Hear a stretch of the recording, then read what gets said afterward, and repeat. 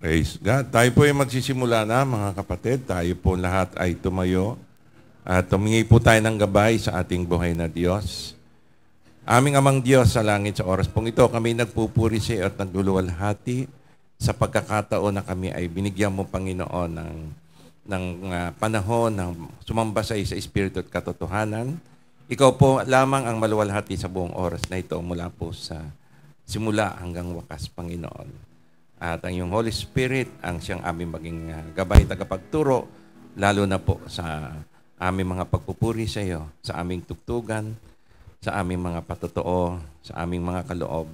Special number kung meron man at sa lahat po ng bahagi, lalo na po sa pakikinig ng iyong mga salita. Salamat po, O Diyos, sa iyo lamang po ang kapurihan at kaluwalhatian sa pangalan lamang ng aming Panginoong Yeshua. Amen. Palakpakan po natin ating buhay na Diyos.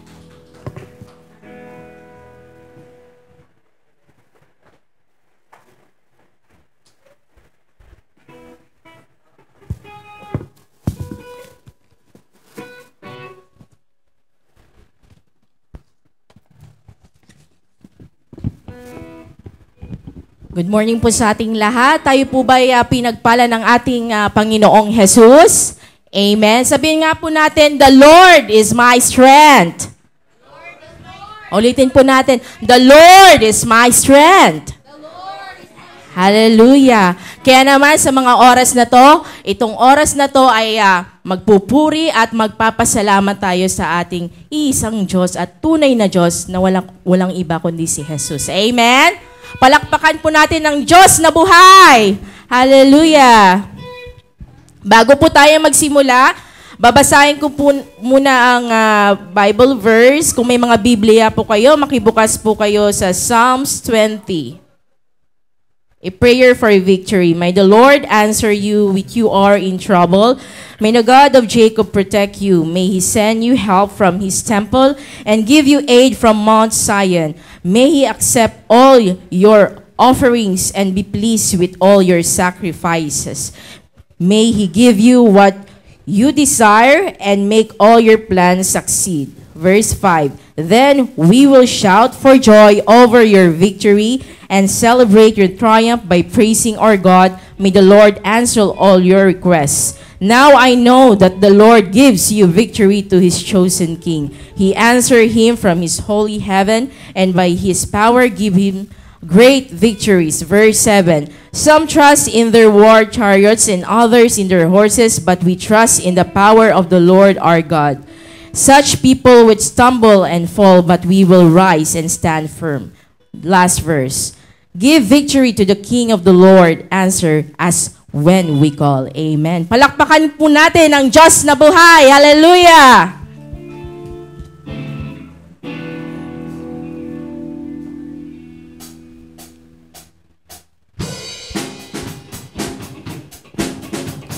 Purihin ka, Panginoon! Hallelujah! Samahan mo kami, Panginoon, sa mga oras na to. Hallelujah!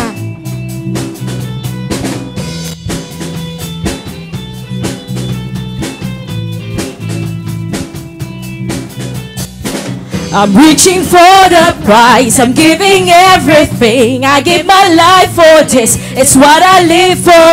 Nothing will keep me from all that you have for me. You hold my head up high. I live for you. Greater is He that's living in me than He does in the world. Let's go! Faith, I can move the mountain. I can do all things through Christ. Amen. I know faith, standing and believing. I can do all things through Christ who strengthens me. I'm reaching for the prize, Lord. I'm reaching for the prize. I'm giving everything. I give my life for this. It's what I live for. Come on, church. Nothing will keep me from all that you have for me. You hold my head up high. I live for you. Greater is He that's living in me than He that is in the world. Hallelujah! Come on! Faith! I can move the mountain. I can do all things through Christ. Amen! I know the living. I can do all things through Christ. Strength. One more time, faith. Faith. I can move the mountain. I can do all things through Christ. Amen. I know faith, standing in the living. I can do all things through Christ who strengthens me. Hallelujah. Thank you, Lord. Greater CC.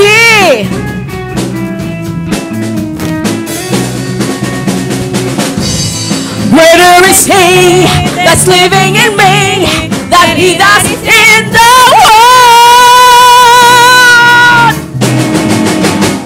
Faith, I can move the mountain. I can do all things through Christ. Amen. I know faith, standing and believing. I can do all things through Christ. One more time, faith. Faith, I can move the mountains. I can do all things through Christ. Amen. I know faith, standing and believing. I can do all things through One more time for the last time, faith. Faith, I can move the mountain. I can do all things through Christ. Amen. I know faith, standing and believing. I can do all things through Christ who strengthens me. Yeah. Thank you, Lord. Thank you, Jesus. Woo. Let's celebrate. Thank you, Lord.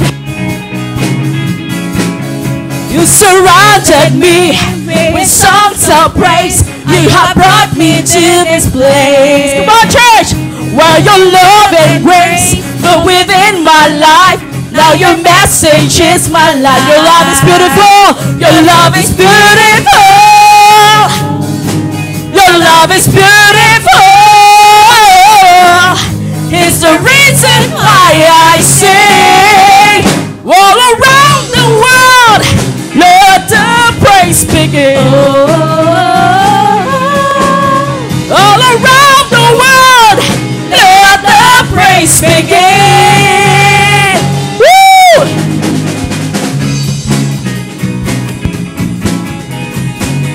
I am planted. I am planted here by the waters, and I am living for the King. Let's go! I have found my peace in the house of God. This is where I'm meant to be. Your love is beautiful. Your love is beautiful. Come on! Your love is beautiful. It's the reason why I sing. All around the world, let the praise begin. All around the world, let the praise begin. One more time, all around the world. All around the world, let the praise begin. All around the world, let the praise begin.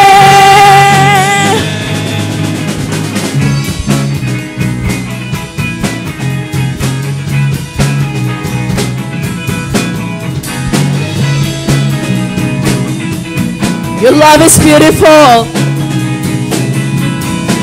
Your love is beautiful. Come on, church. Your love is beautiful. It's the reason why I sing. All around the world, let the praise begin. All around the world, let the praise begin. One more time. All around the world, all around the world, let the praise begin. All around the world, let the praise begin. One more time. All around the world, all around the world, let the praise begin. All around the world, let the praise begin. Woo, thank you, Lord. Hallelujah. Thank you, Jesus. Thank you, Jesus. Hallelujah, Lord. Thank you, Lord.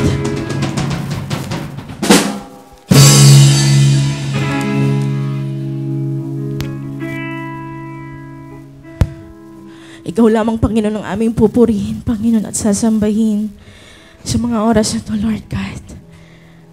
We are devoted to you, Jesus. Thank you, Lord.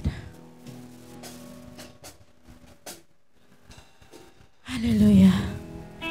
Ang pagmamahal mo sa amin, Panginoon, ay grabe, Lord God. Ang pag-ibig mo, Panginoon, nararamdaman namin, Lord. Maraming salamat, Panginoong Jesus. Thank you, Jesus.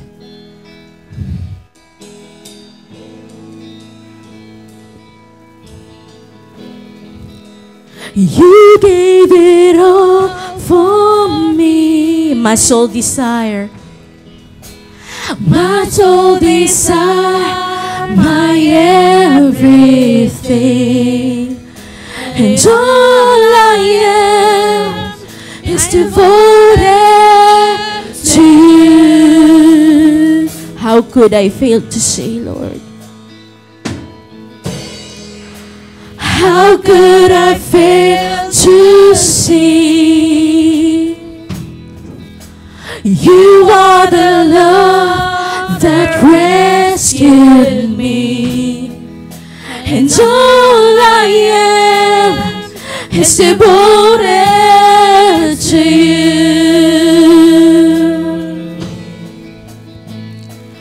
And oh, how could I not be moved, Lord, here with you? So have your way in me. 'Cause Lord, there is just one thing that I will seek. This is my cry, Lord.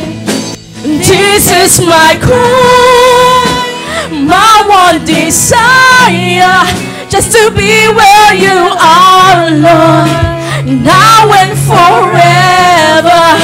It's more than a song. My one desire is to be with you. Is to be with you, Jesus. Thank you, Lord God. Purihin natin ang Panginoon.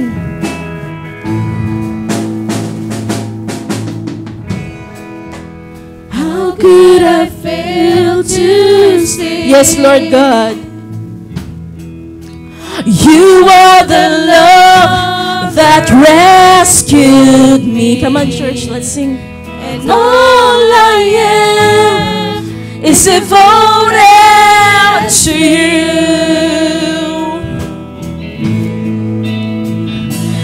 And oh, how could I not be moved, Lord, here with you? Yes, Lord. So have your way. 'Cause Lord, there is just one thing. Lord, there is just one thing that I will seek. This is my cry, Lord. This is my cry, my one desire, just to be where you are, Lord, now and forever. More than a song, my one desire is to be with you. This is my cry, Lord. With you.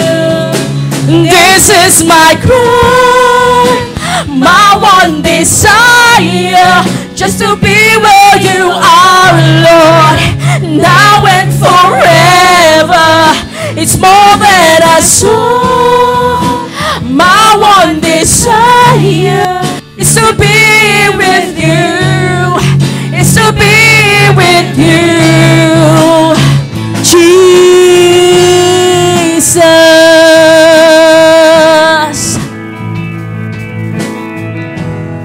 The one thing. The one thing. The one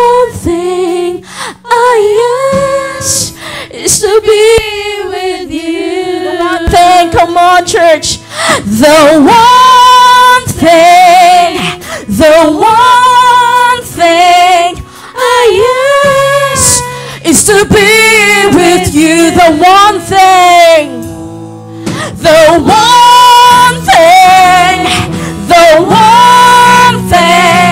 I ask is to be with you. For the last time, the one thing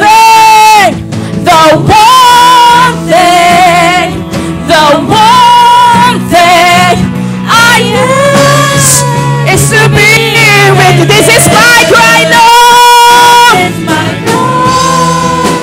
My one desire Is to be where you are, Lord. now and forever. It's more than a song. My one desire is to be with you. One more time, this is my cry, Lord. This is my cry. My one desire is to be where you are, Lord, now and forever. It's more than a song. My one desire is to be with you. Come on, church. This is my cry. This is my cry. My one desire is to be where you are, Lord, now and forever. It's more than a song. My one desire is to be with you. Is to be with you, Lord. This is my cry. This is my cry. My one desire just to be where you are, Lord, now and forever. It's more than a song. My one desire Is to be for the last time. This is my cry, Lord. This is my cry. My one desire is to be where you are, Lord, now and forever. It's more than a song. My one desire is to be with you. Is to be with you, Jesus. Thank you, Lord God Jesus. Maraming salamat, Panginoon. Napatuloy po kayo nandyan sa amin, Panginoon. Hindi niyo po kami iiwan, Lord God Jesus. Maraming salamat, Panginoon. Hallelujah.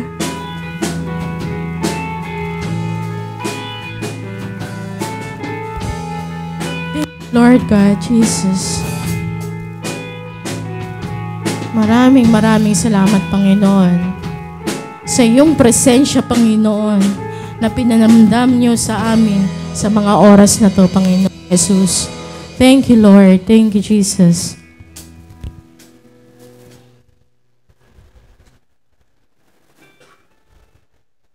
Thank you, Lord God. We worship you, Lord. We give you the highest glory, Lord God Jesus.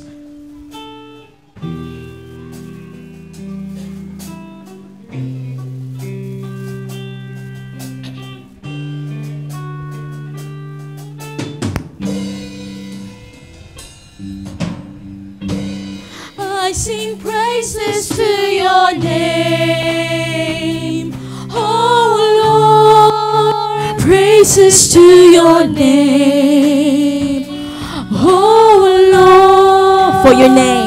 For your name is great and greatly to be praised. I sing praises to your name, Lord. I sing praises to your name, oh Lord. Praises to your name, oh Lord. For your name is great and greatly to be praised. I give glory to your name, Lord.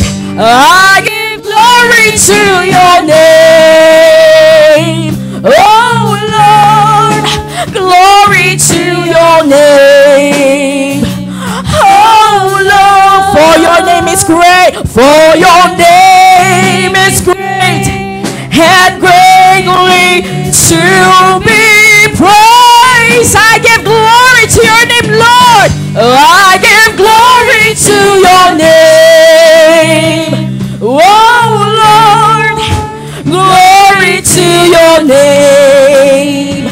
Oh Lord, for your name is great and greatly to be praised. I sing praises to your name, Lord. I sing praises to your name. Oh Lord, praises to your name.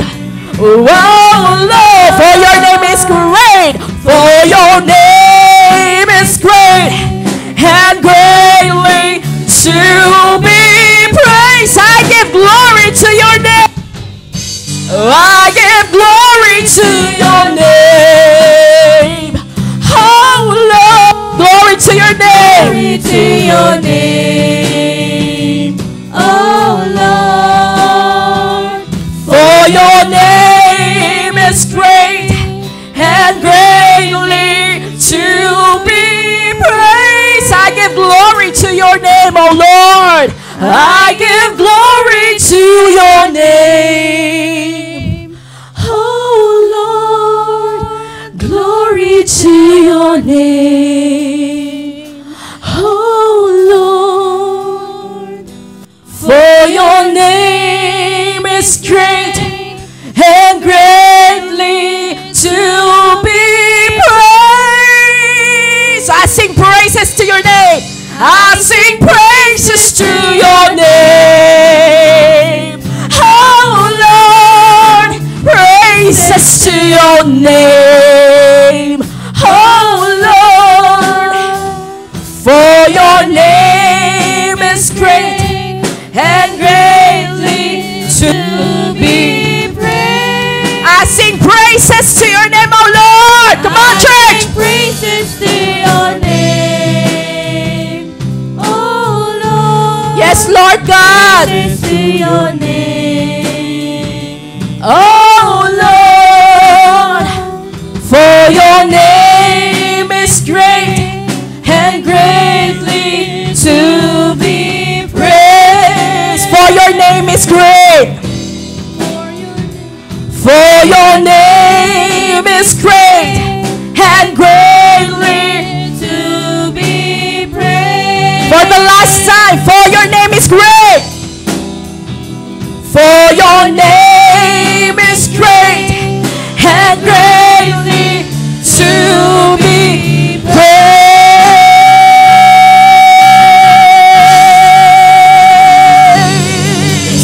Thank you, Lord God.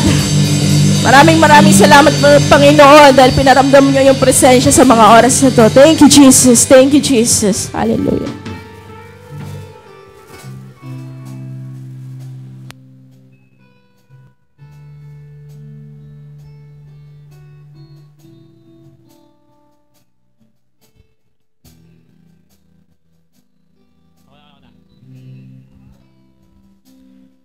Patuloy po tayong manalangin. Panginoong Diyos, nagpapasalamat po kami, Lord, sa umagang ito, Panginoon, na panibagong linggo, Lord God, upang kami magpuri, Panginoon, at magpasalamat, Panginoon, sa mga biyaya, Panginoon, na tatanggap namin sa araw-araw. Lord, nagpapasalamat po kami, Panginoon, sa pag-iingat mo sa bawat isa ngayon nakaraang linggo, Panginoon.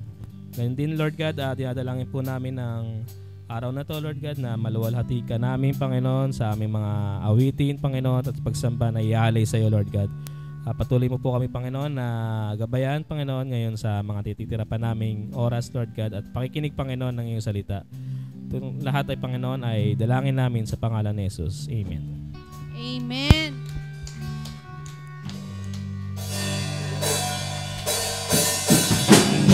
Magkamayan po tayo, mga kapatid. Magkumustahan.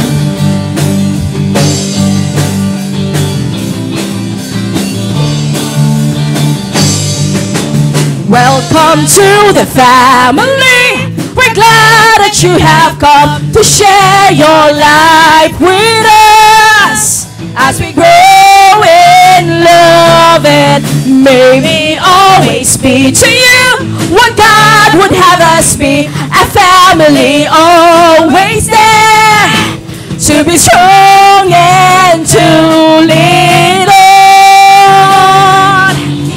May we learn to love each other more in each new day. May words of love be on our lips in everything we say.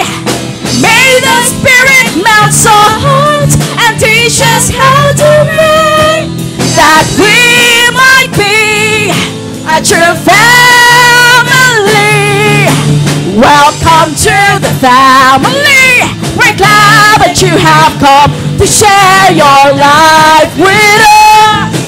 As we grow in love, and may we always be to you what God would have us be, a family always there, to be strong and to lean on, to be strong and to lean on, to be strong and to lean on. Purihin ang Panginoon.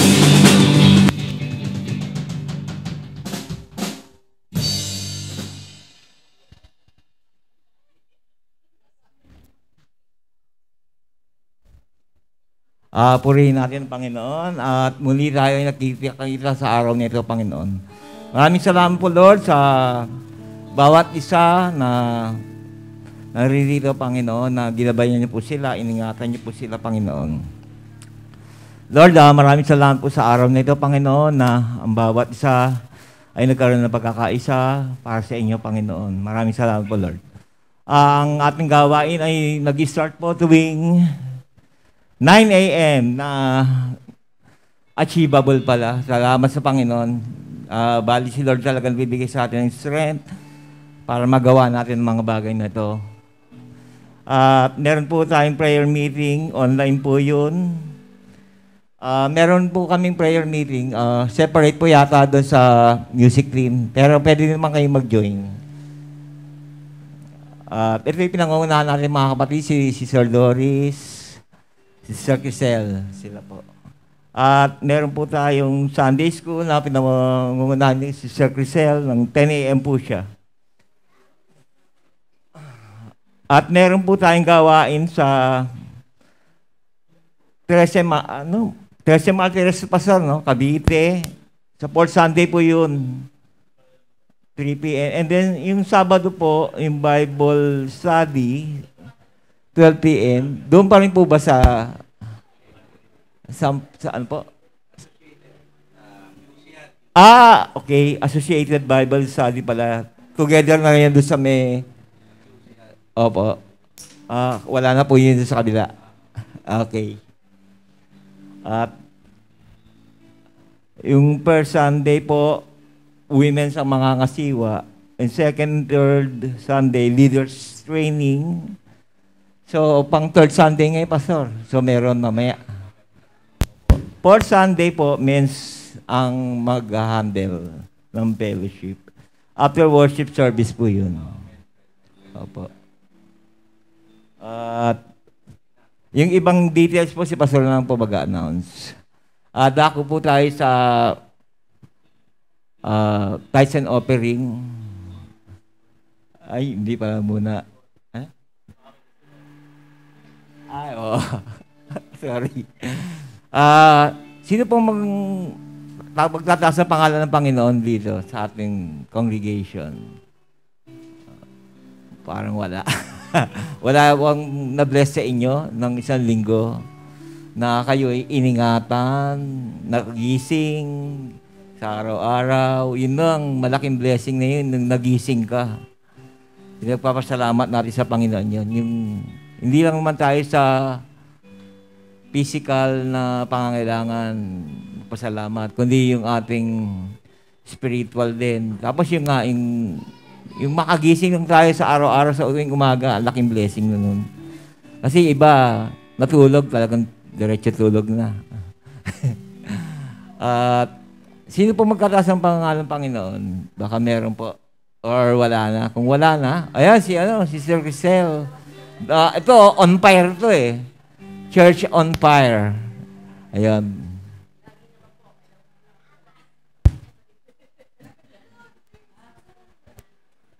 Ito ka na kasi.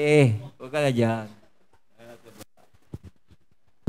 Lagi naman po ako nagpapasalamat araw-araw sa Panginoon sapagkat iniingatan niya ang aking buong pamilya at patuloy niya akong binibless sa pamilya ko. Diba? Minsan may mga pagsubok na hindi natin i-expect pero basta lumapit tayo sa Panginoon, walang imposible kay Lord. Yan lang po. Amen. Next week.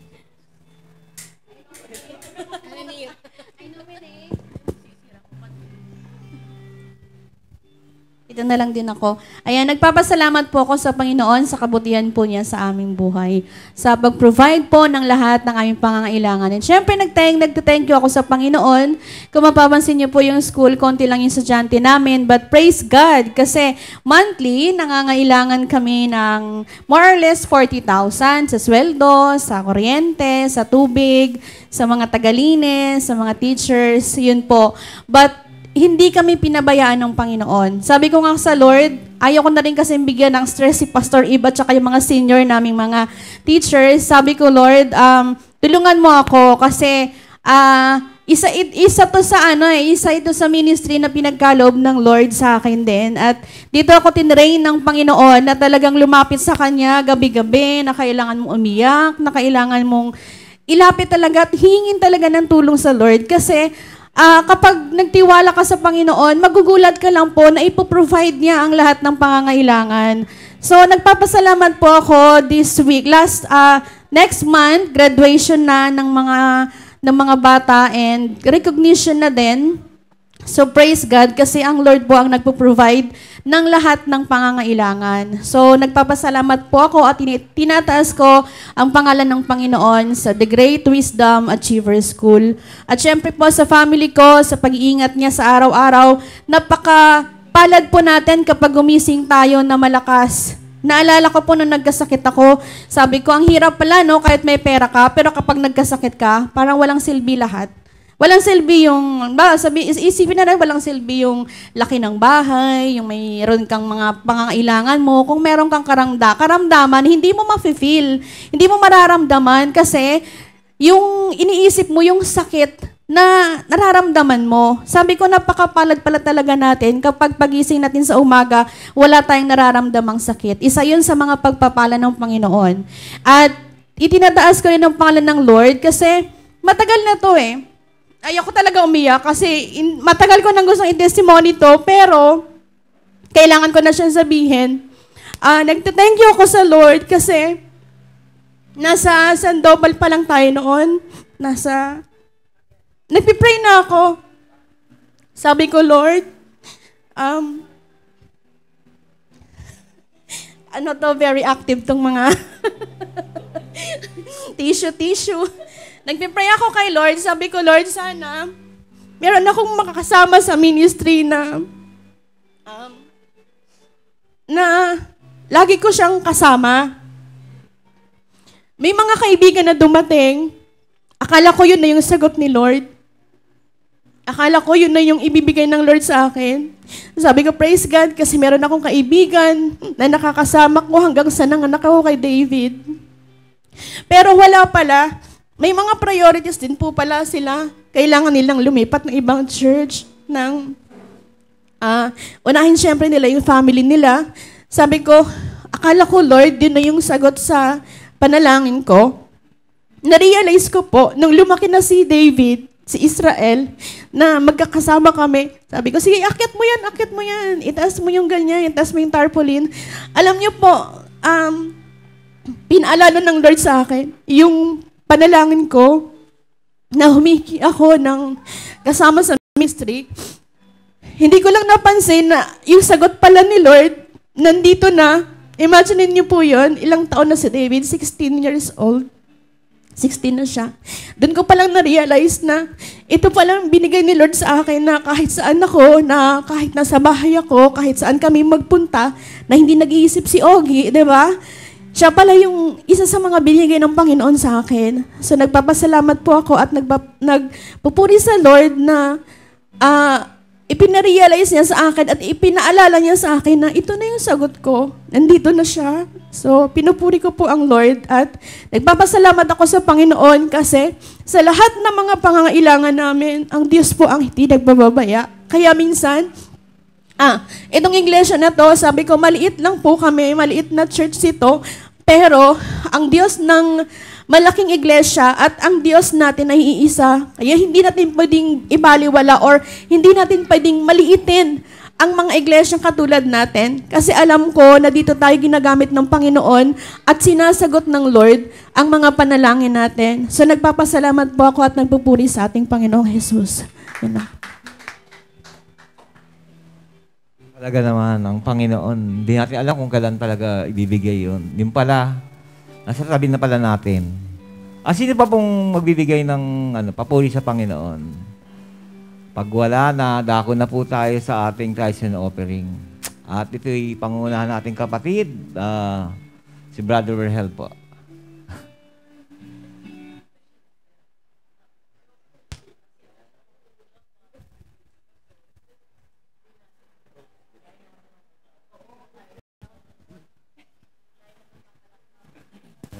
Manalangin po tayo para sa tithes and offering. Panginoon Diyos, maraming salamat sa umagang ito, Lord.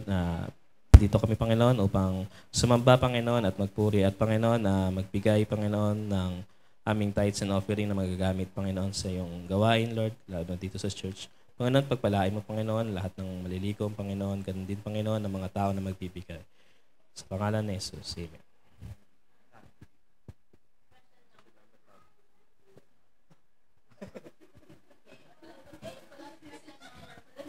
Amen. Maghahandog ba ng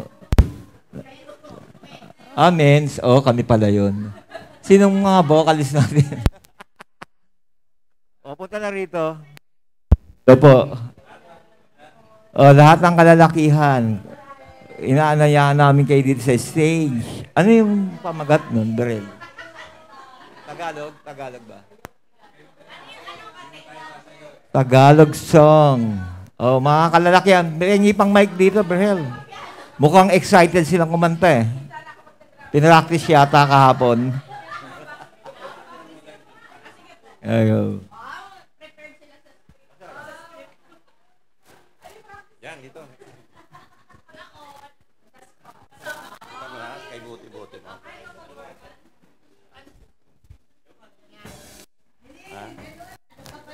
Sandali. Ito na, kay buti. Dito, i-load ko siya, go live. Ito, yan. Tapos, isa-isa ito na lang. Ayan. Title.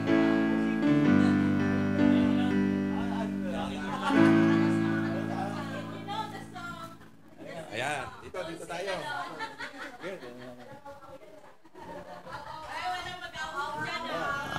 Ito, walang aw-aw to. Wala rin practice to. Ayan, on this. Ito ang awit na to, aawitin namin from the heart. Kaya wag nyo na masyado intindihin yung boses namin. Yung tono, yung from the heart, yung aming aawiting ito. At, ano yan, nasira? Ayan. Ayan. Diyan ka na ba? Kapatid? Ayan. So, ito ay baka mahulog kayo doon, ha?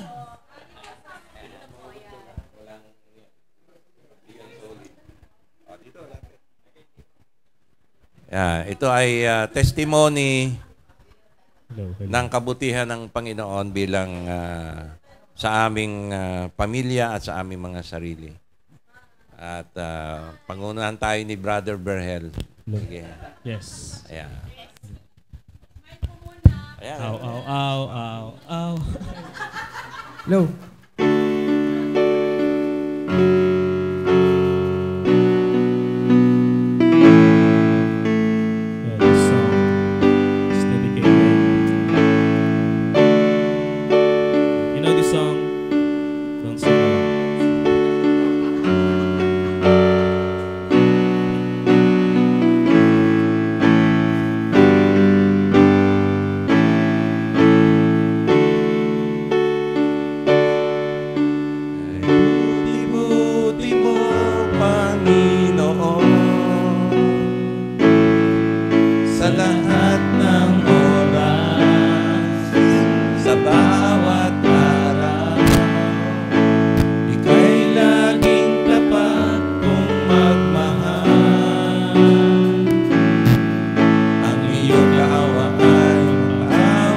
walang hanggan. Kay buti-buti mo, Panginoon, sa lahat ng oras, sa bawat araw, at kung magmahal, ang iyong tawa ay magpawalang hanggan. Pinupuri, sinasamba kita, dakilang Diyos at Panginoon.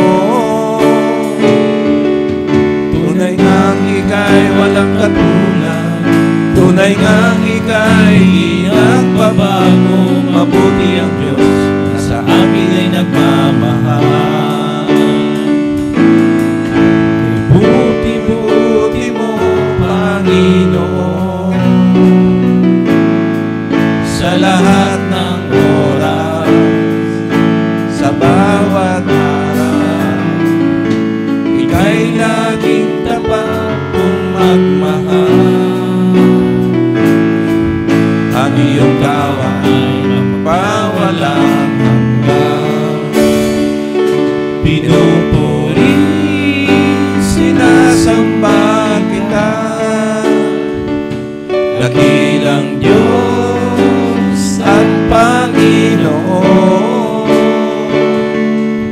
Tunay ngang ika'y walang katulad, tunay ngang ika'y di nagbabago. Mabuti ang Diyos na sa akin ay nagmamahal. Pinupuri, sinasamba kita, dakilang Diyos at Panginoon. Tunay ngang ika'y walang katulad, tunay ngang ika'y di nagbabago. Mabuti ang Diyos na sa akin ay nagmamahal. Mabuti ang Diyos na sa akin ay nagmamahal. Mabuti ang Diyos na sa akin ay nagmamahal. Praise God. God bless. God bless. God bless.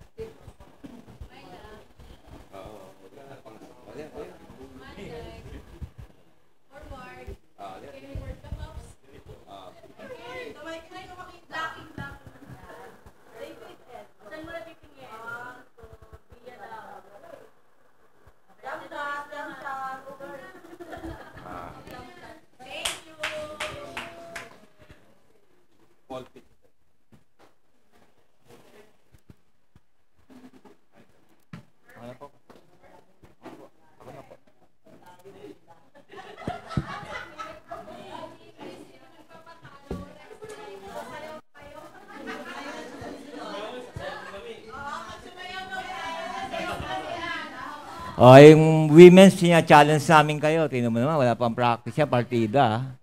Ha? Tingnan mo na yung boses ni Berhel, parang si Pavarotti. Pavarotti yan ng Living Word. Challenge namin yung women's. Pag kayo naman nag-present, galingan nyo. Next week, inaasahan namin yung women's, ha? Youth! Mga youth na. Okay.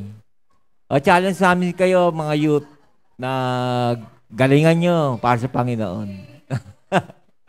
Dako na po tayo sa... Ano ba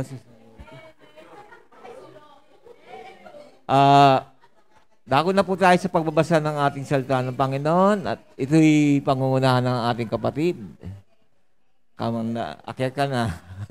Ikaw yung yung chosen one.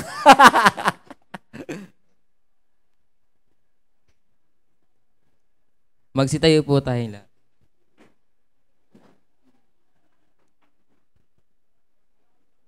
Maibukas po kayo sa Roma chapter 12 verse 1 to 2.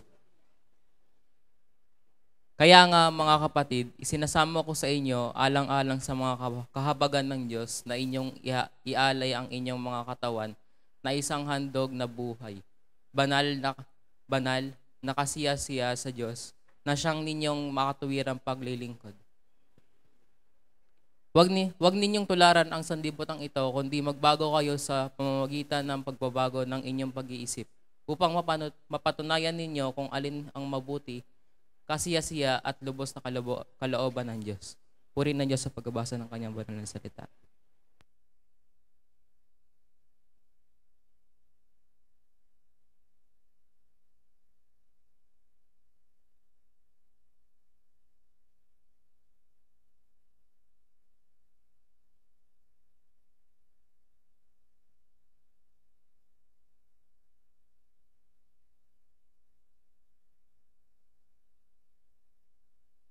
Manalangin po tayo muli. Aming Amang Diyos sa langit, pagpalain mo po ang iyong mga mensahe na aming pag-aaralan, maging kalakasan po ng aming espiritu, kaluluwa at katawan sa pangalan lamang ng aming Panginoong Yeshua. Amen. Makakaupo na po tayo mga kapatid. Praise the Lord. Atin pong itutuloy yung ating pag-aaral, yung pagbabago sa pagbabago ng ating pag-iisip. Romans 12, verse 1 and 2. Ang layunin po ng ating mensahe ay upang maunawaan natin na ang pagbabago ng ating kaluluwa at katawan ayon sa ating bagong pagkatao kay Kristo sa Espiritu ay nagsisimula sa pag-aalay ng ating katawan at pagbabago ng ating pag-iisip. Basahin ko pong muli yung ating talata. Romans chapter 12, verse 1. Kaya nga mga kapatid, isinasamo ko sa inyo, alang-alang sa mga kahabagan ng Diyos, na inyong ialay ang inyong mga katawan na isang handog na buhay, banal na kasiya-siya sa Diyos, na siya ninyong makatwirang paglilingkod. Okay, pansinin po natin yung verse 1 muna. Ang sabi po sa verse 1, kaya nga mga kapatid. So, ibig pong sabihin ay ang verse 1 and 2 ay ibinigay po ng Diyos o ni Apostol Pablo, sa magitan ni Apostol Pablo, ay ibinibigay po yan sa mga kapatid. Hindi po ito yung paraan na pagiging born again. Born again na po ang tinutukoy sa Romans 12, mga kapatiran natin na taga-Roma. At pagkatapos po nating ma-born again, ang unang-unang gagawin po natin, ialay po natin ang ating katawan bilang handog na buhay. So yan po yung unang-unang ating gagawin. Bakit po? Sapagkat kung hindi po natin iahandog ang ating katawan bilang buhay na hain sa Diyos, hindi po ito makakaranas ng pagbabago. Mananatili po ito sa karnal na pamumuhay. So kailangan po kilalanin ng isang Kristiyano na ang kanyang katawan ay hindi na po niya pag-aari. Ito'y tinubos na ni Kristo. Amen po ba? Amen. Okay, palakpakan po natin ang ating buhay na Diyos diyan. Ngayon, pagka hinandog niyo na po yung kanyang katawan, ibig sabihin, yung katawan niya ay ready na pong magbago. So pag hindi po siya dumaan ng verse 1, kahit anong gawin po ng tao, ng mananampalataya, karnal pa rin po yung pamumuhay niya. Ibig sabihin, hindi po siya mahango doon sa kanyang bisyo, sa kahinaan po ng kanyang laman. Lagi niya pong sasabihin, siya ay pinatawad lang at siya ay tao lamang. Yun po lagi ang magiging katwiran niya.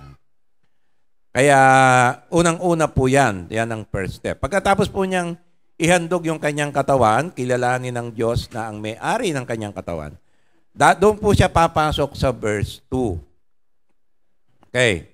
Ano po yung verse 2? Sabi po sa verse 2, huwag ninyong tularan ang sanlibutan ito, kundi magbago kayo sa magitan ng pagbabago ng inyong pag-iisip upang mapatunayan ninyo kung alin ang mabuti, kasiya-siya at lubos ng kalooban ng Diyos. So ito pong pangalawa, hindi po mamumuhay ayon sa kalooban ng Diyos yung tao na nanampalataya kay Kristo. Ibig sabihin, na-born again lang siya, pero yung kanyang pamumuhay ay parang pamumuhay pa rin po ng sanlibutan. Bakit po? Kasi ang second step, kailangan magbago tayo ng ating pag-iisip. So inulit ko, hindi po ito para ma-born again ng isang tao, kundi ito po ay para mamuhay ang isang mananampalataya ayon sa pagkakatawag sa kanya ng Diyos. So ito po ay patungkol sa ating pamumuhay bilang isang bago ng nilalang kay Kristo. So kailangan po baguhin natin ang ating pag-iisip. Okay, sa magitan po ng unang-una ay wag nating tularan ang sanlibutan, kundi magbago tayo sa magitan ng pag-iisip natin. Praise God, purihin po ang Panginoon. Ngayon, tandaan po natin na ang nasa ating bahagi ang pagbibihis ng ating bagong pagkatao kay Kristo sa ating kaluluwa at katawan. So nasa ating pong responsibilidad mga kapatid na baguhin po yung ating pag-iisip at isuot po yung ating bagong pagkatao kay Kristo. Ephesians 2:24. Basahin natin, Ephesians 2:24. At kayo'y magbihis ng bagong pagkatao na nilalang ayon sa wangis ng Diyos, sa katwiran at kabanalan ng katotohanan. So tandaan po natin yung ating bagong pagkatao, ito po yung ating espiritu na na-born again.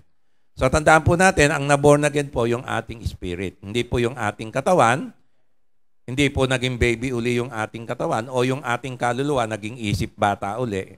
Ay hindi po ganon. Ang ipinanganak po at isinilang ay ang ating espiritu. Kumpleto na po ang ating espiritu. Ito po ay nilalang ayon sa wangis ng Diyos, sa katwiran at sa kabanalan ng katotohanan. So, ito po ay pure, holy, and righteous. Ito po yung ating bagong espiritu. At ito pong ating espiritu ay wangis ng Diyos. Nilalang ayon sa wangis ng Diyos. Kaya lang, ang ating pong kaluluwa at katawan ay hindi pa po nakaayon. Kaya kailangan po ay umayon po yung ating kaluluwa. Ibihis po sa ating kaluluwa at katawan ang ating bagong pagkatao. Kaya sabi sa verse 24, kayo'y magbihis ng bagong pagkatao. So pag hindi mo po isinuot to, hindi makikita na Kristiyano ka na. Hindi mahalata. Kasi nga hindi mo sinuot yung bagong pagkatao. Kaya ang ating mithiin o goal, yung mithiin, ang ating mithiin ay ibihis ang ating bagong pagkatao kay Kristo hanggang ang ating pag-iisip ay maging pag-iisip ni Kristo. Hanggang si Kristo po ay makita po sa ating pamumuhay. Romans 8:29. Sapagkat ang mga nakilala niya ng una pa ay tinalaga naman niya na maging katulad sa larawan ng kanyang anak upang siya ang maging panganay sa maraming magkakapatid. So ang ating pinakamithiin o goal ay maging Christ-likeness po tayo. Maging katulad tayo sa larawan ng kanyang anak ni Kristo. So si Kristo po ay makita sa ating pamumuhay. Okay, medyo mahirap po 'yon, di ba? Medyo mahirap po 'yon dahil kahit mga pastor ay makikita po natin ay kuminsan ay hindi po talaga nakikita si Kristo at minsan ay bumabaksak pa sa kasalanan. So, paano po ito mangyayari? Sabi ng Biblia, ito po ay sa magitan ng pagbabago ng ating pag-iisip mula sa pag-iisip ng sanlibutan patungo sa pag-iisip ni Kristo. Romans 12:2. So, ito po ay ibinigay sa atin. Huwag ninyong tularan ang sanlibutang ito, kundi magbago kayo sa pamamagitan ng pagbabago ng inyong pag-iisip. So ano po yung keyword natin? Sa pamamagitan ng pagbabago ng inyong pag-iisip. Doon po tayo magbabago. So, babaguhin po natin yung ating kaisipan o yung mindset po natin o yung ating pananaw sa lahat-lahat na bagay. So, sabi po dito, upang mapatunayan ninyo kung alin ang mabuti, kasiyasya at lubos na kalooban ng Diyos. So, kailangan pong baguhin natin ang ating pag-iisip. Ano po ang pattern natin? Kanino pong isip natin ipapattern ng ating pag-iisip? Sabi po sa 1 Corinthians 2:14-16, Ngunit ang taong ayon sa laman ay hindi tumatanggap ng mga bagay ng Espiritu ng Diyos, sapagkat ang mga ito ay kamangmangan sa Kanya. At hindi niya maunawaan sapagkat ang mga yaon ay sinisiyasat ayon sa Espiritu. Ayan. Verse 15, ngunit ang sa Espiritu ay agsisiyasat sa lahat ng mga bagay at siya ay hindi sinisiyasat ng sinuman. Sapagkat, verse 16, sino ang nakakilala sa pag-iisip ng Panginoon upang siya'y turuan niya? Datapwat, nasa atin ang pag-iisip ni Kristo. So, ano po yung ating pinaka-goal, mga kapatid? Para si Kristo ay isuot natin, maging kalarawan tayo ni Kristo sa ating kaluluwa at katawan. Ito po ay sa magitan ng pagbabago ng ating isip sa pag-iisip ni Kristo. So, yung isipan ni Kristo ay ilalagay po natin sa ating pag-iisip. Okay, baka ma-confuse kayo. Ganito po yon, mga kapatid. Nung tayo po ay na-born again, ang sabi ng Biblia, tayo po ay nagkaroon ng bagong espiritu. Tayo po ay ginawang bagong nilalang. Ang ating espiritu ay bago na, isinilang na ng Holy Spirit. At ang ating espiritu ay naging katulad sa larawan ng anak ng Diyos. Maliwanag po yan. So yung ating espiritu, kung titignan mo, pag tinignan ng Diyos, larawan ni Kristo. So yung pag-iisip ni Kristo, pag-uugali ni Kristo, kabanalan ni Kristo na anak ng Diyos, kapangyarihan ni Kristo, lahat-lahat ng nakay Kristo, yung kaharian ng Diyos na pamana kay Kristo, ay nasa ating espiritu. Dahil ito po ay ginawang larawan ni Kristo. Kaya nga si Jesus, ang ating Panginoong Yeshua, ay ating pinakapanganay sa magkakapatid. Tayo po'y ginawang magkakapatid ng Diyos. Amen po ba? Naintindihan? Okay. Ngayon, yung ating pag-iisip, sa ating espiritu, nandyan ang pag-iisip ni Kristo. We have the mind of Christ. Hindi lang pag-iisip ni Kristo, lahat-lahat ng nakay Kristo. Nasa ating espiritu. So, yung ating espiritu ay bigyan natin ng isang salita, ay perfect. Larawan ng Diyos. Kawangis ng Diyos, larawan ni Kristo. Okay. Ang problema, yung ating human mind, yung soul mind, yung pag-iisip natin, kung paano tayo mamuhay, yung ating kaluluwa, hindi pa align. So, sabi ng Biblia, kailangan ibihis natin sa ating pag-iisip yung kaisipan ni Kristo, ilalagay natin sa ating pag-iisip. Ngayon, paano mo gagawin yon? Yun nga, ang sabi ng Biblia, tanggalin mo yung kaisipan ng mundo, palitan mo ng kaisipan ni Kristo. Yun sa magitan ng salita ng Diyos. Yan ang ilalagay natin sa ating pag-iisip. So, sa katotohanan, sa Biblia, tatlo po ang ating pag-iisip. May tatlong klase ng pag-iisip ang tao. Una, yung kaisipan ni Kristo sa ating espiritu. Yun yung spirit mind. Kaya tayo ay spiritual na tao. Ngayon, yung pangalawa, ito po yung kaisipan ng ating kaluluwa. At ang kaisipan ng ating kaluluwa, normally, saan po siya naka-align? Kung paano po mag-isip ang sanlibutan. At ang pag-iisip ng sanlibutan, pag tinignan po natin mamaya, ay pag-iisip ng dyablo. Kaisipan ng dyablo. Dahil ang tao po na karnal, ang kanyang pag-iisip ay kaisipan ng punang kaaway ng dyablo. So kung paano siya mag-isip yung kanyang katwiran, filosofiya, ay filosofiya po talaga yan ng dyablo na itinuro niya sa mga tao. Nung nagsimula pong bumagsak ang tao sa kasalanan. Kaya nga corrupted na po ang pag-iisip ng tao. Ang tawag po ng Biblia ay carnal na pag-iisip. Kaya may dalawa lang pong tao sa mundo, carnal na pag-iisip at isang spiritual na pag-iisip kay Kristo. So tayo po ay hindi dapat carnal sa pag-iisip, kundi spiritually minded. Dahil nasa atin po ang pag-iisip ni Kristo. Diba? Nakalagay naman, maliwanag, no? Nasa atin ang pag-iisip ni Kristo. Yung pangatlong kaisipan, yun po yung human brain, physical brain. Kasi tatlo po pagkatao natin, binubuo po tayo ng espiritu, kaluluwa at katawan. Kaya ilan ba ang ating pag-iisip? Tatlo po yan. We have the spiritual mind of Christ. Pangalawa, we have the human mind, yung paano tayo yun ang dapat i-renew natin. sa pag-iisip ni Kristo. At yung pangatlo, yung human brain. Yan po yung utak ng tao sa physical. Okay, kaya tatlo po yung ating mind. Okay. Ayun, ano po yung dapat na tanggalin natin mula sa pag-iisip ng mundo na naitanim na po ng dyablo sa kaisipan ng mga tao? So, balikan lang po natin, meron tayong mga pinag-aralan. Ayun ko kung matatandaan nyo po, no? Una, yung kaisipan ng Big Bang Theory. So, marami na pong naloko dito. At kaya nga po, ang nangyayari, yung bata lalaki sa Sunday school, pagpunta po niya ng college, pagka-graduate, atheist na. Hindi na siya naniniwala sa Diyos. Kasi tinaniman po siya ng Big Bang Theory, pinainan po siya ng mga scientific na mga proof na pandaraya, tinatawag po nating deceit ng kaaway, pandaraya ng kaaway. So yan po, na-correct na po natin yan, hindi po yan totoo. Pangalawa, yung human evolution, napag-aralan po ng mga bata sa eskwela. Yung human evolution na millions of years ay nag-evolve tayo mula sa isang unggoy. Ngayon, ang nakakalungkot ay pinaniwalaan ito sa mga eskwela ng mga batang Kristiyano. Kaya yung mga lumaki sa Sunday school, pagka-graduate nila ng koleyo, atheist na. Hindi na po sila, kasi na-sharean po sila ng human evolution theory, which is still a theory at hindi po yan napatunayan. At wala po yang katotohanan.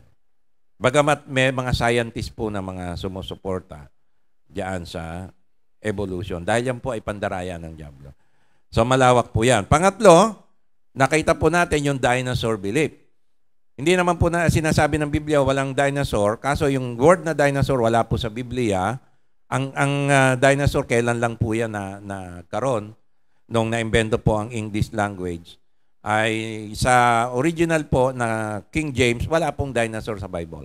So ang dinosaur po sa Bible ay dragon and Leviathan. Yan po. At hindi po totoong millions of years na yan.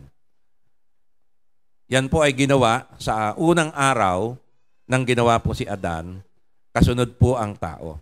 Nauna po mga hayop, kasama po yan. So hindi po millions of years. At ang mga unang dinosaur po, mga dragons nung una, bago po magkasala ang tao, vegetarian po yan. Hindi po sila meat eater. At hindi po totoong millions, 65 million years po ang dinosaur. At nakakalungkot na ituro po yan sa mga bata, elementary, sa mga eskwela. At yung mga bata, pag tinanong mo, alam kagad nila, dinosaur ay millions of years. Natanim na kagad nila yan sa kanilang isipan. Which is, hindi po yan ang tinuturo ng Biblia. Purihin ang Panginoon. Ayan. Praise the Lord. Parang wala ako niyan, Brad. Hindi ako sinama. Okay. Number 4. Ayun, kapatid. Nainuman mo na ito, hindi pa?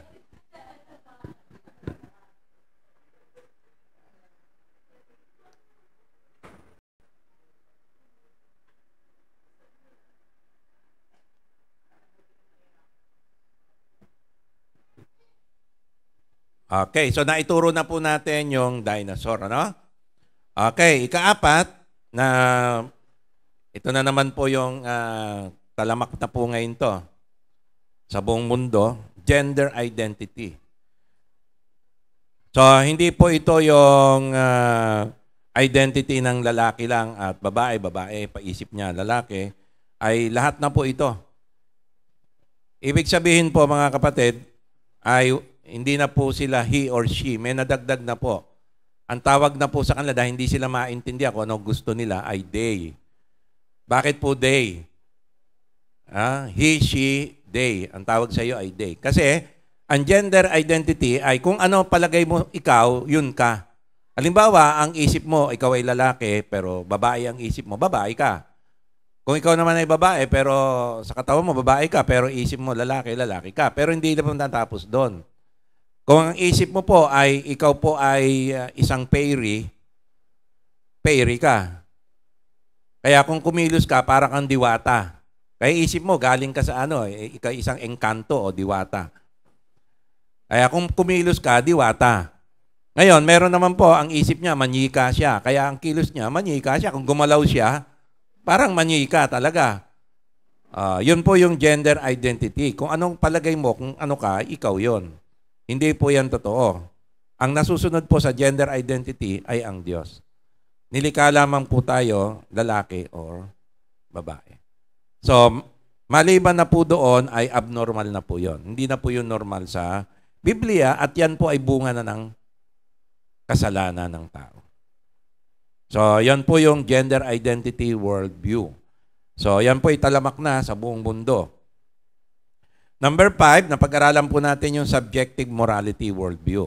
Ano po itong subjective morality? Ito po yung paniniwala na bawat tao ay merong kanya-kanyang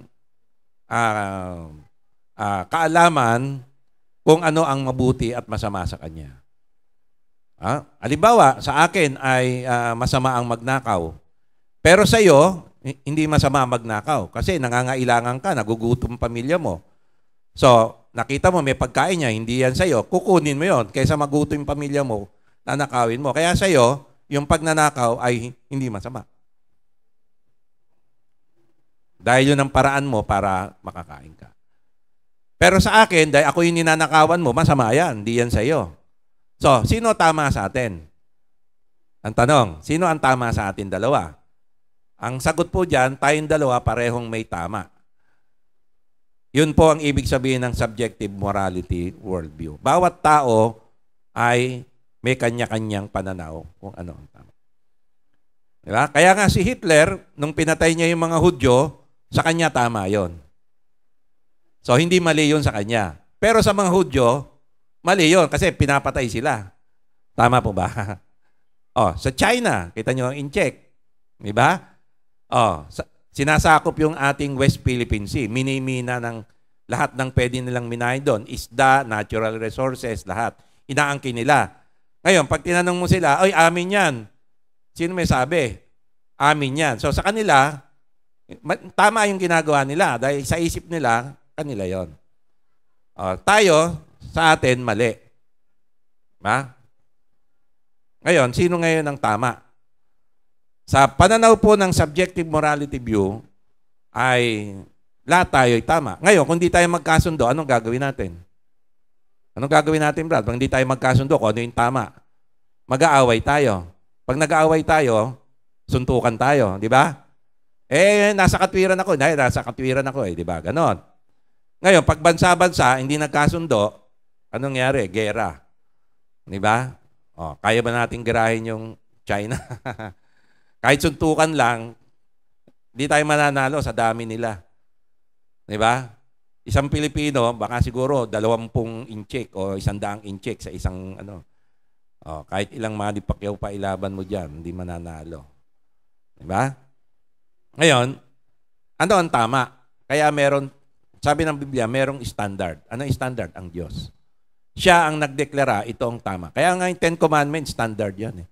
Thou shall not steal. Mali yung ginagawa ng China kasi lumalapit sa atin. Ninanakaw yung ating natural resources. Pag nanakaw yan, sino may sabi? Ang Diyos. So, sino magko-correct sa atin? Ang Diyos.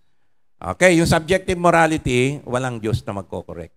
Kanya-kanya tayo. Kaya pag hindi tayo nagkasundo, away, gera na lang, ganun na lang. Kaya may mga bansa naggegerahan.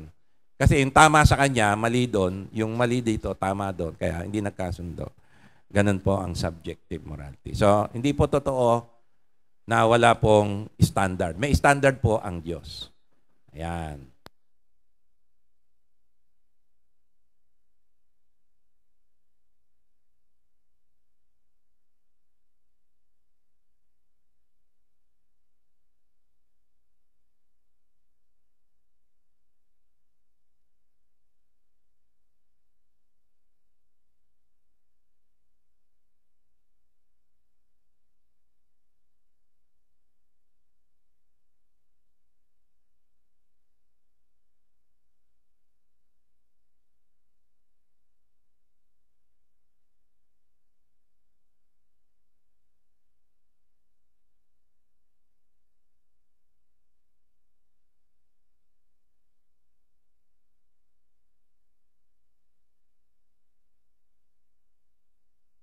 Hello? Okay na ba?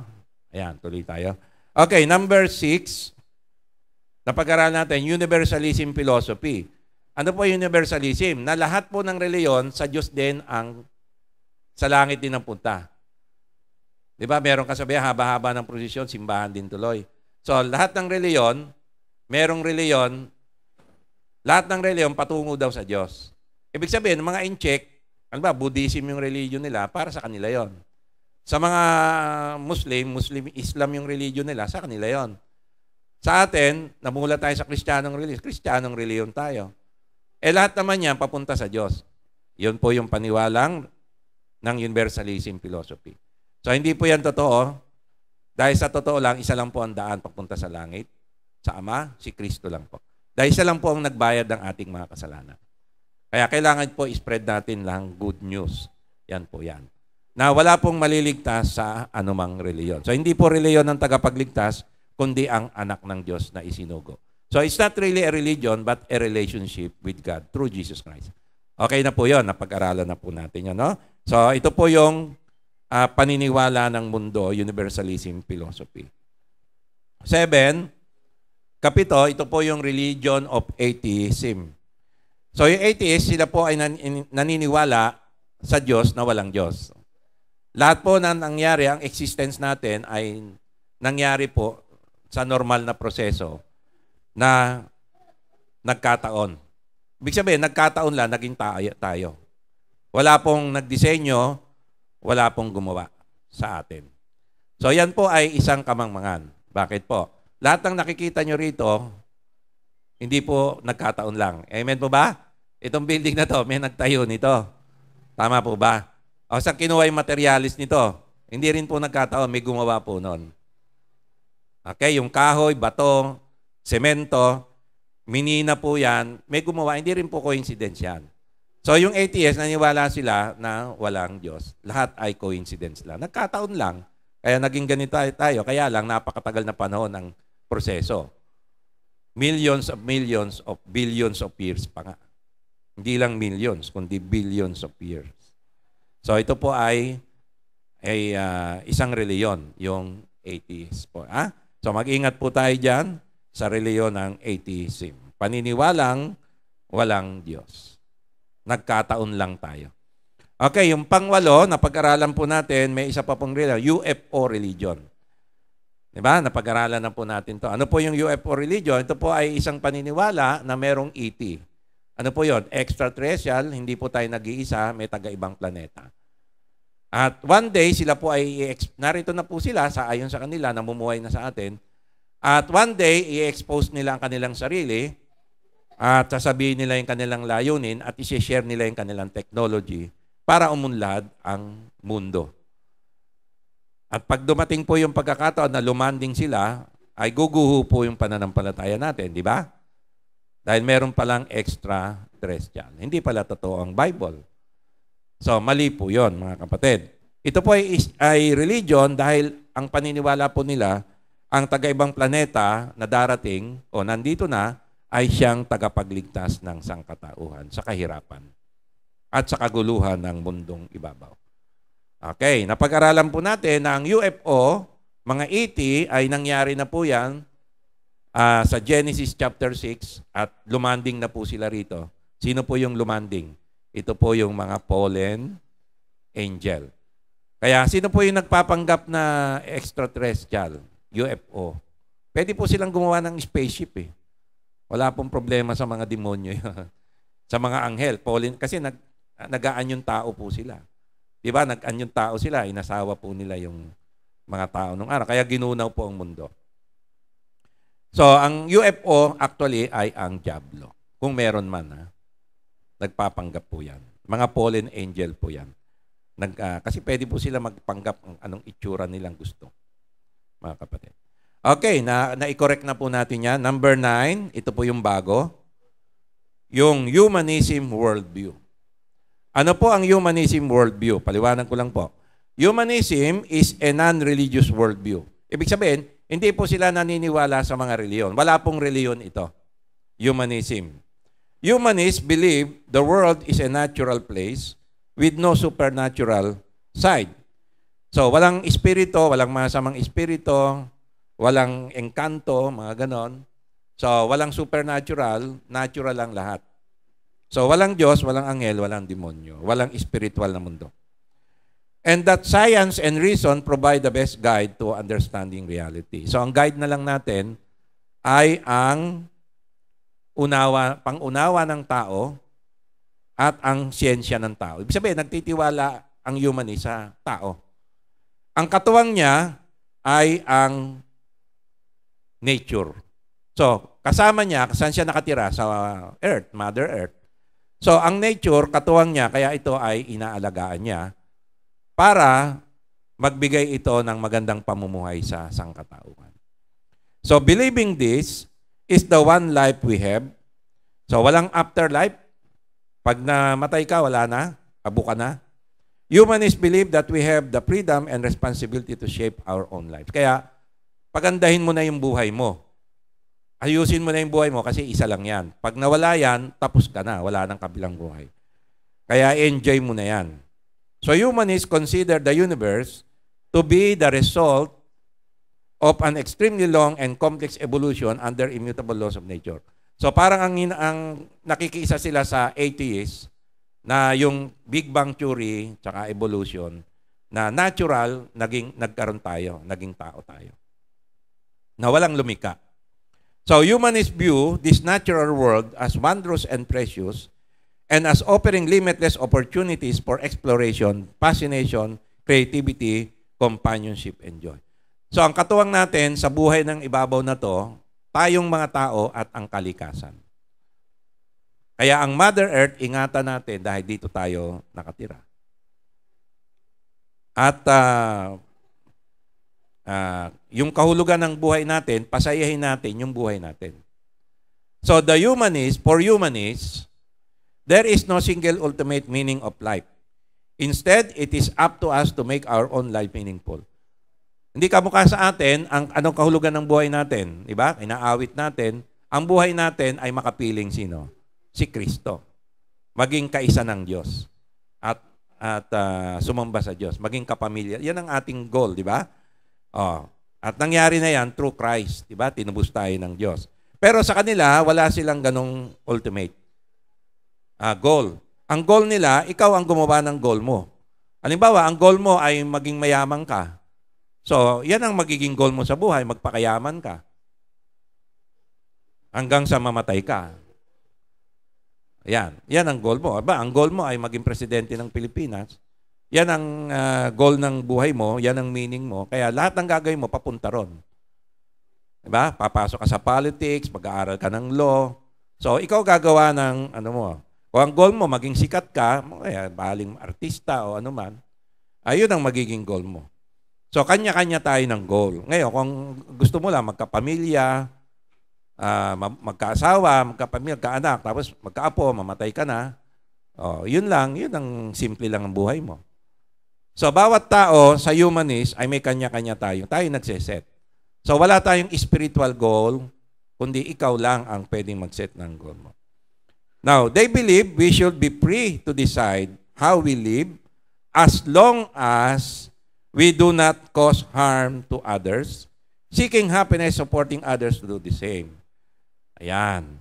So, kung titignan natin, mga kapatid, maganda rin ang pananaw ng humanist, di ba? Magtulungan tayo para sa kaunlad ng ating buhay. Ito yung kabaliktaran niya sa atheist. So, ang atheist ay matira ang matibay. Yung mahuhusay lang, yun lang ang matitira. Yan po ang pagkaalam ko. Sa pinagkaiba ng atheist saka humanist. Kasi sa atheist, yung mahihina, dapat mawala. Yun lang malalakas, matatalino. Yung may depekto, tanggalin. Ganun po ang sa view ng atheism. Pero yung humanist, bawat tao ay mahalaga. Kasi ang humanist, tao nga eh. Yung pinakamahalaga sa kanya, tao, tsaka yung tinitira niya, which is nature. Naintindihan po? Okay, ngayon, ayon sa Biblia, kung walang Diyos na lumika, ang humanist worldview ang pinaka maganda sa lahat na view. So, kung walang Diyos, saan tayo? Ito na tayo, humanist. Pasok tayo sa humanist view. Wag atheist, humanist. Diba? Maganda kasi ang humanist kung titignan mo. Kung walang Diyos. Ayon sa Biblia, 1 Corinthians 15:32. 1 Corinthians 15:32. Sa wikang Ingles, if from human motives I fought with wild beasts at Ephesus, what does it profit me? If the dead are not raised, let us eat and drink, for tomorrow we die. Yan po ang humanist. So sabi ni Apostol Pablo, kung ang mga patay hindi nabubuhay muli, ibig sabihin wala talagang afterlife, bali wala yung paghihirap ko. Diba? If the dead are not raised. So kung walang Diyos, walang afterlife, anong gagawin natin? Sabi ni Apostol Pablo, let us eat and drink, for tomorrow we die. So ibig sabihin, magpakasaya na lang tayo sa mundong ito, mabuhay tayo ng maayos, huwag tayo magpatayan, walang mananalo dyan.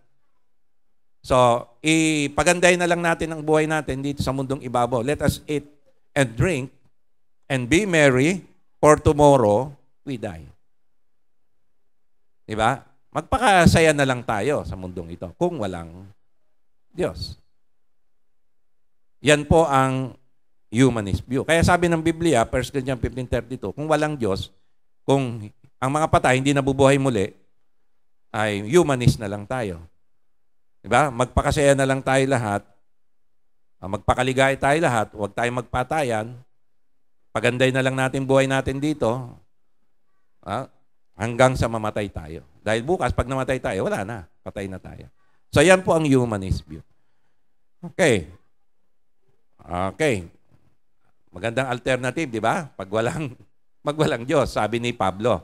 Pero, ano ang totoo? Merong pagkabuhay muli. Bakit? Dahil si Kristo ay nabuhay muli. Kung si Kristo hindi nabuhay muli, walang pagkabuhay muli. Kaya ang pundasyon ng pananampalatayang Kristiyano, bakit totoo ang Kristyanismo? Bakit totoo si Kristo? Dahil sa resurrection.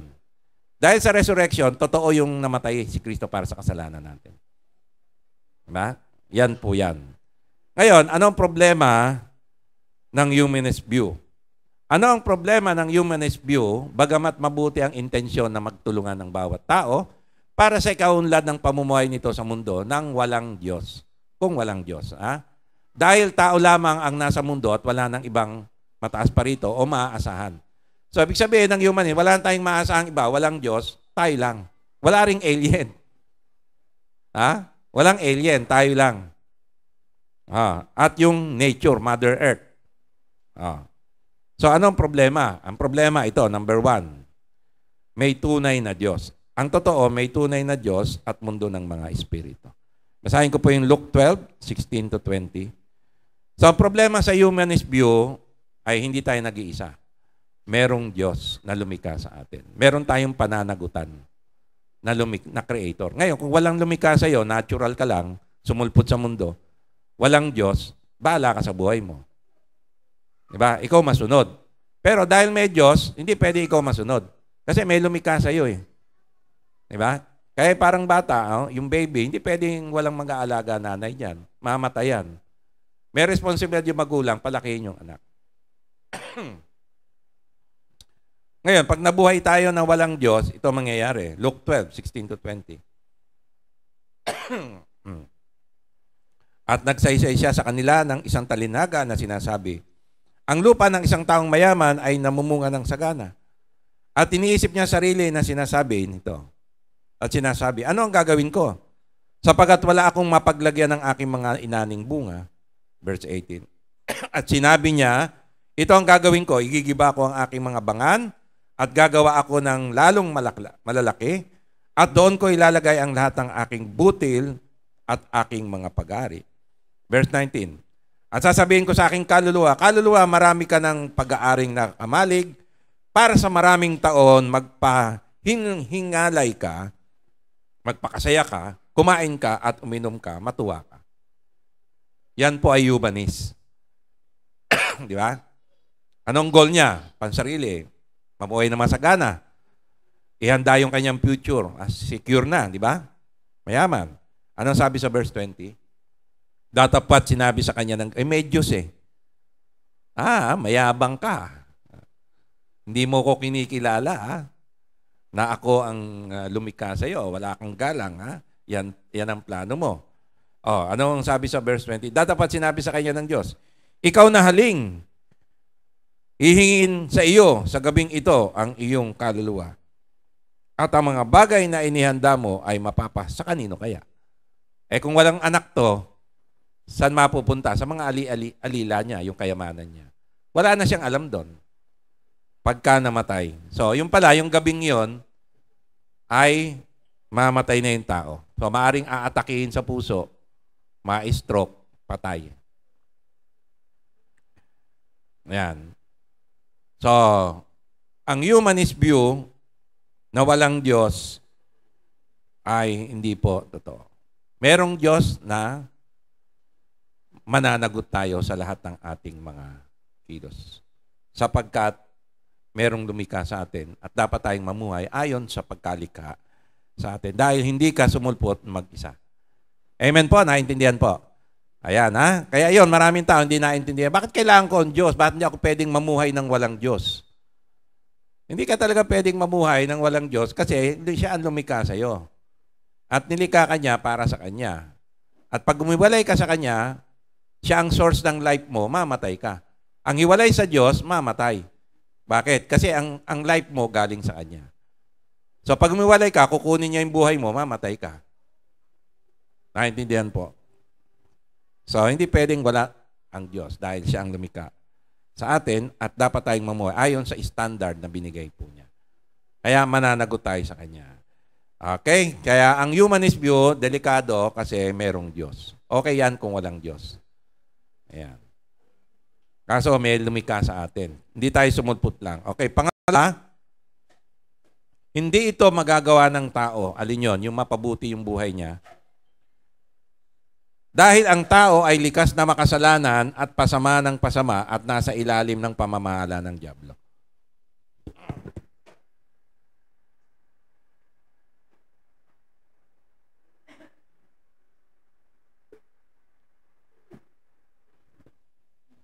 Okay, ito po yung law of depravity. Ibig sabihin, ang tao po ay makasalanan. At kahit sabihin niya, gusto niyang gumanda ang kanyang pamumuhay, magkakaroon po ng hindi magandang resulta. Sapagkat ang tao po ay, bukod sa makasalanan, ay nasa ilalim po ng pamamahala ng dyablo. Romans 3:9-12. Ano nga tayo bagay lalong mabuti kaysa kanila? Hindi. Sa anumang paraan, sapagkat ang ating kapwa, isinasakdal na muna ang mga Hudyo, ang mga Grego na silang lahat ay nangasa ilalim ng kasalanan. Gaya ng nasulat, verse 10, walang matuwid, wala kahit isa. Walang nakakatalastas, walang umahanap sa Diyos. Silang lahat ay nagsilihis, magkakasamang nawalan ng kasaysayan, walang gumagawa ng mabuti, wala kahit isa. 1 John 5:19, nalalaman natin na tayo sa Diyos at ang buong sanlibutan ay nakahilig sa masama. Ang buong sanlibutan ay nasa ilalim ng kapangyarihan ng dyablo. At pag ang dyablo ang namamahala sa sanlibutan, ano po ang mangyayari? John 10:10, sabi ni Kristo, hindi pumarito ang magnanakaw, kundi anong layunin ng dyablo? Paano siya mamahala? Upang magnakaw, pumatay at pumuksa.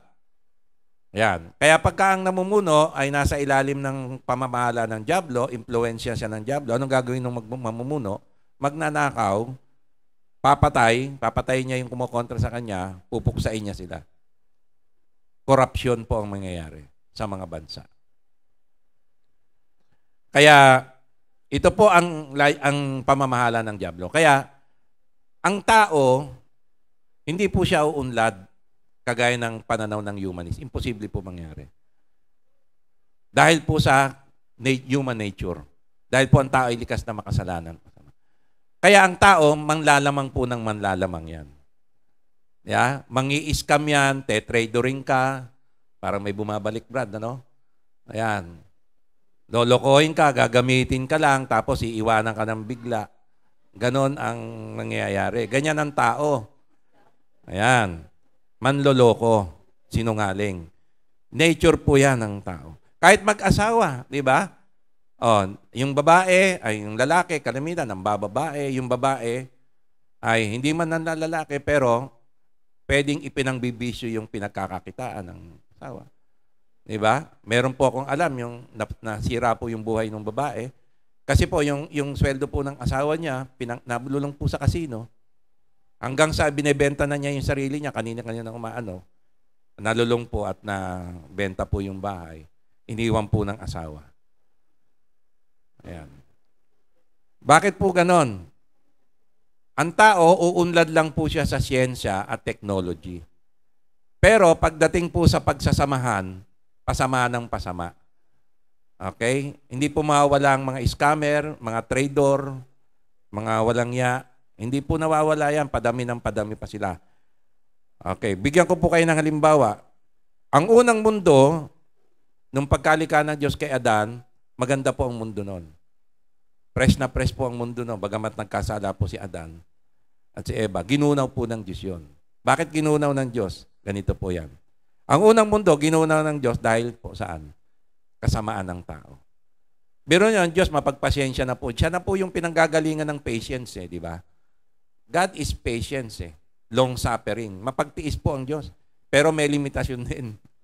Di ba? Pag ginalit mo ang Diyos, wala talaga.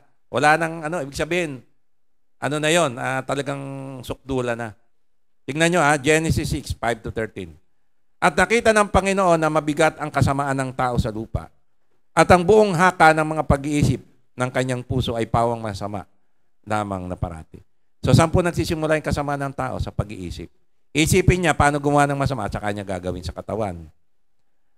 At nagsisi, verse 6, at nagsisi ang Panginoon na kanyang nilalangan tao sa lupa at nalumbay sa kanyang puso.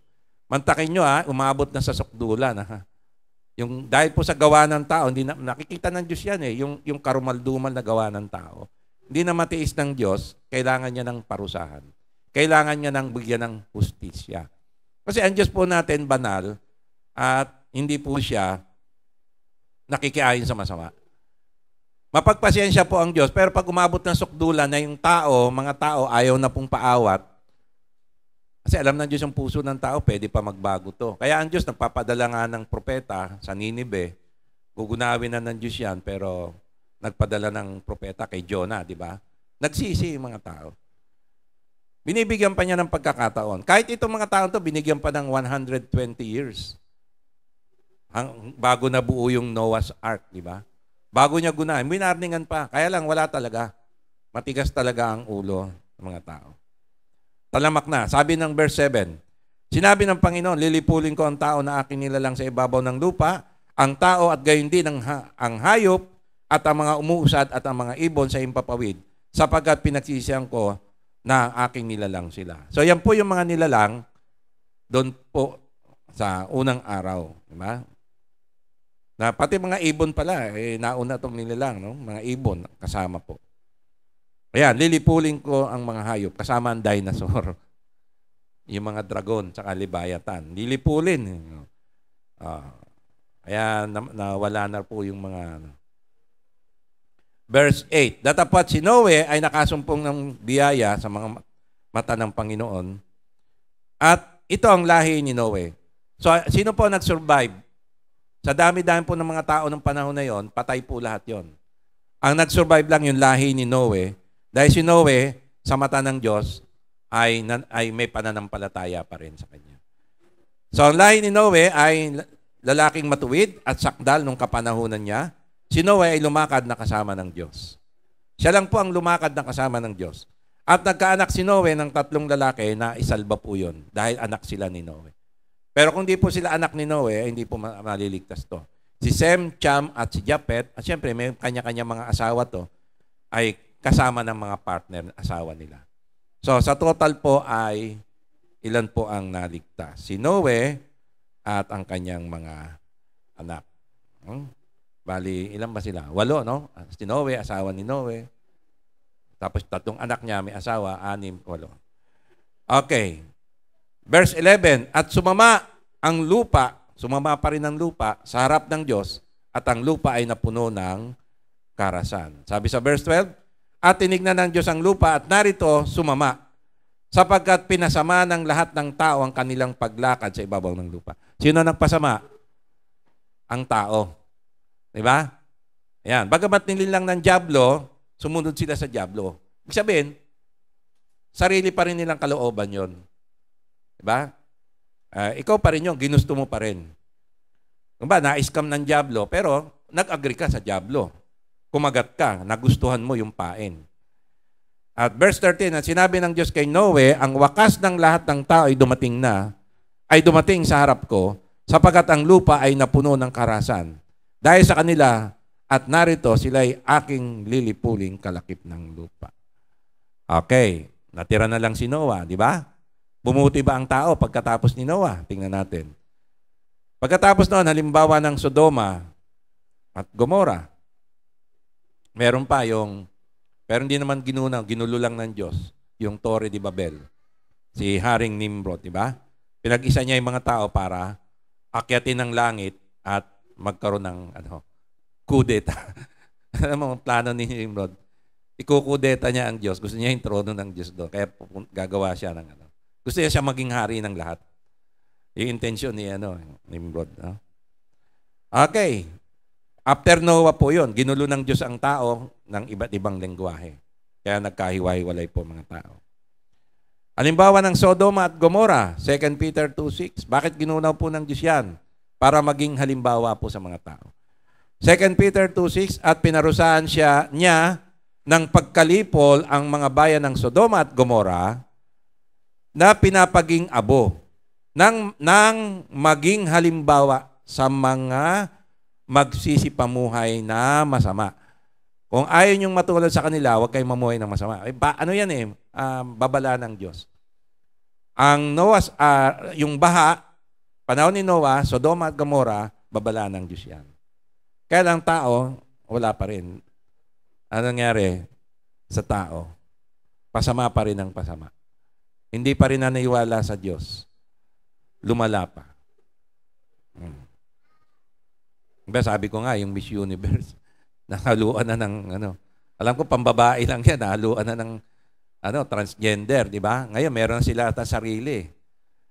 May sarili na silang beauty pageant para sa mga transgender. Ewan ko, no? Talagang pag pinanood mo, talagang hilak-buting ka, no? Parang Sodom and Gomorrah. Ang babala ni Kristo tungkol sa mga tao bago ang wakas. Ito po, bago ang wakas. Tignan nyo, bubuti ba ang buhay ng tao? Yes, sa technology at science. Diba? Cellphone, madali na makapag-communicate, madaling bumiyahe. Diba? Marating ang panahon, yung kotse, lumilipad na. Meron na. Diba? Gagamitin na yung airspace.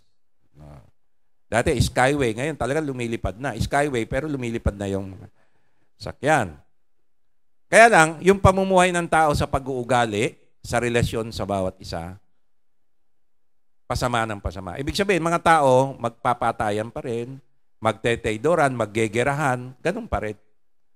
Magiging immoral pa rin ang mga tao, pasama ng pasama. Yun lang, gaganda yung kanilang pamumuhay sa material. Pero sa moralidad, magtetradoran pa rin sila. Diba? Magsisiraan pa rin sila, mag-i-scammer pa rin sila. Maglolokohan, magnanakawan, magpapatayan, gagawa ng immoralidad. Diba? Yung asawa ng may asawa, aagawin. Ganun po yan. Matthew 24, verse 4 to 14, dito na po ako magwawakas. At sumagot si Jesus at sinabi sa kanila, mag-ingat kayo na huwag kayong maligaw ni numan. Verse 5. Matthew 24 po ito. Verse 5. Sapagkat marami ang magsisiparito sa aking pangalan na magsasabi, ako ang Kristo, at ililigaw ang marami. Bula ang Kristo po yon. Antichrist. Verse 6. At mga karinig kayo ng mga digmaan, mga alingaw-ngaw ng mga digmaan, diba? Yata, Israel, Iran, di ba? Naggegera na.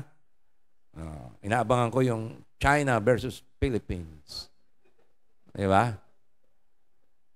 Nabanggit ko na yung secret weapon ni Marcos, di ba? Secret weapon. Nabanggit ko na, hindi pa. Sa gabi lang niya palili pa rin yun. Lalabas niya yun pag talagang kailangan na. Yung mga manananggal, mga kapre, tsaka mambabarang. Ay, kukuha lang sila ng buhok ng kalaban, kukulamin na lang. Ganun na lang po ang mangyayari. Okay. Yun na lang po yung panlaban natin.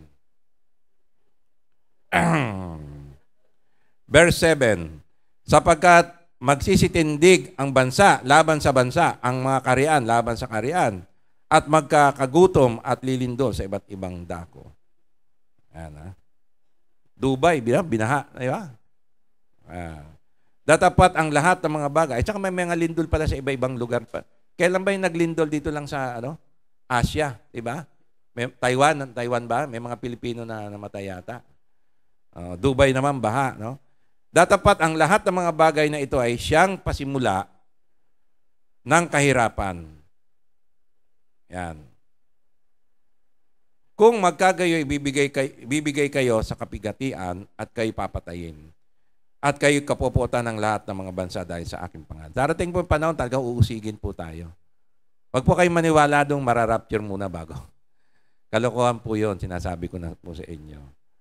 Sabi po ni Kristo, mape-persecute po tayo. Papatayin po tayo. Ayan. Ang panlaban po ng ibang mga reliyon, lalo na malalaking church, ay para yung mga tao hindi matakot, ay huwag kayong mag-alala, rarapturein muna tayo bago dumating ang Antichrist. Eh sino yung pupugutan ng ulo rin? Sabi nga ni Kristo, ibibigay kayo sa kapigatian, papatayin kayo, kapoputan kayo lahat ng bansa. Sino yun? Ay mga mananampalataya. Lahat naman ng mga apostol namatay, pinatay, di ba? Wala naman normal ng pagkamatay. Maliban na yata kay Apostol 1. Hindi ko lang sigurado. Pero namatay din sa kulungan yun. Verse 10. At kung magkagay maraming mga titisod at mga kakanuluhan, mag-i-scammer, yan, maglolokohan sa isa't isa, magkakapuotan ang isa't isa, no? Mag-aaway. Verse 11, at magsisibangon ang maraming bulaang propeta, mga false prophet, kanilang ililigaw marami, mga bulaang reliyon. Verse 12, at dahil sa pagsagana ng katampalasan, ang pag-ibig ng marami ay lalamig. Mawala na po yung respeto sa magulang, respeto sa matanda, wala na po yan. Verse 13, datapat ang magtitiis hanggang sa wakas ay siyang maliligtas. Tayo po yun, mga mananampalataya. Verse 14, at ipapangaral ang ebanghelyong ito ng kaharian sa buong sanlibutan sa patotoo sa lahat ng mga bansa at kung magkagayoy darating ang wakas. So pag na-preach po natin ang kaharian ni Kristo, ay darating na po ang wakas. Pero hindi po pabuti ang mundo. Pasama hanggang dumating na lang po si Kristo. Kaya ang humanist view, hindi po yan magaganap.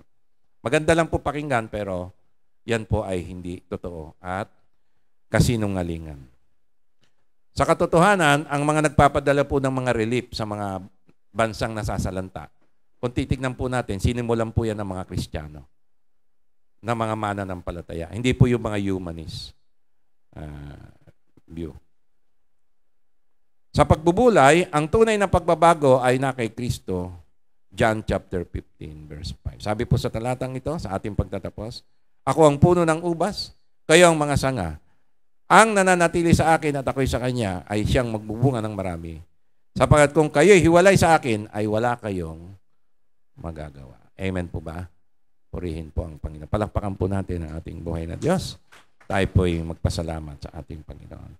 Aming Ama, salamat po, binigyan mo kami ng aming Panginoong Jesus. Sa magitan niya, kami ay buhay, kami ay nasa iyo, Panginoon, at kami ay hawak.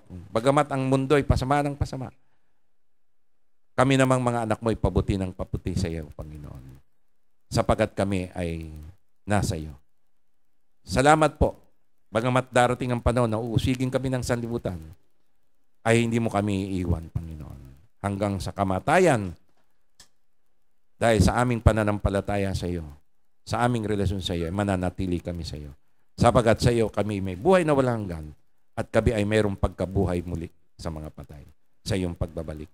At iyong hatulan ng sanlibutan ito dahil sa kasamaan sa huling pagkakataon sa iyong pagbabalik. Hindi na sa magitan ng baha, ng tubig, kung hindi sa magitan na ng apoy. Salamat po, O Diyos, sapagkat ikaw ay tapat. Ikaw ay tunay, ikaw ay banal, at hindi ka naliligayahan sa mga kasamaan. At lilipunin mo ang kasamaan sa pagdating ng panahon. Subalit ang ebanghelyo mo muna ay ikakalat sa buong mundo bago dumating ang wakas. Salamat po, O Diyos. Sa pangalan ng Panginoong Hesus, gamitin po kami.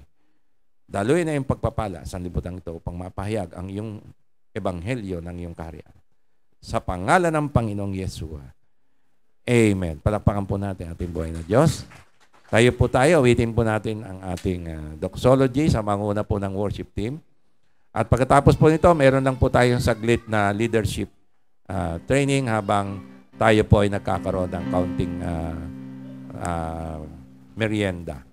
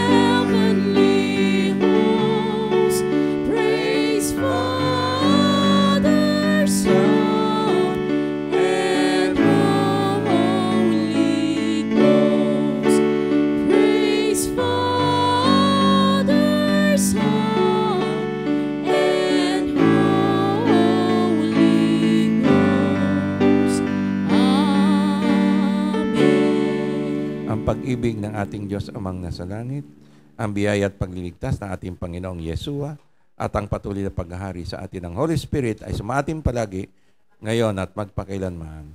Amen. Amen. God bless you po. Upo muna tayo. Saglit lang po yung ating leadership training. Yan na lang po sa baba.